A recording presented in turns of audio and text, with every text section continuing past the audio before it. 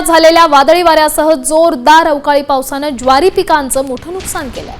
वादळी वाऱ्यामुळे ज्वारी पीक पूर्णपणे जमीनदोस्त झालंय। शेतकऱ्यांना लाखो रुपयांचा फटका बसलाय। पंचनामे करून नुकसान भरपाई द्यावी अशी मागणी शेतकरी करतात। दरम्यान थेट ज्वारीच्या शेतातून आढावा घेतलाय आमचे प्रतिनिधी संजय राठोड यांनी। पाहूया।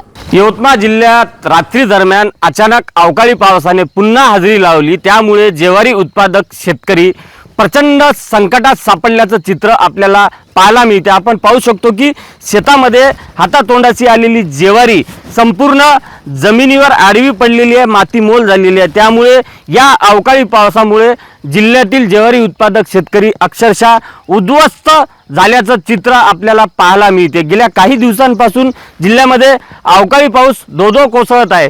या परिस्थितीत संपूर्ण शेतकरी आधी गहू उत्पादक शेतकरी चं नुकसान झालं, त्यानंतर आता ज्वारी उत्पादक शेतकऱ्यांचं नुकसान होताना आपल्याला पाहायला मिळते। यवतमाळ जिल्ह्यात आतापर्यंत जवळपास 300 ते 350 हेक्टरवरील पिकांचं नुकसान झाल्याची आकडेवारी समोर आलेली आहे। त्यामुळे या नुकसानग्रस्त शेतकऱ्यांना सरकारने तातडीने पंचनामा करून त्यांना मदत करण्याची मागणी शेतकऱ्यांमधून होते। संजय राठोड, साम टीव्ही न्यूज, यवतमाळ।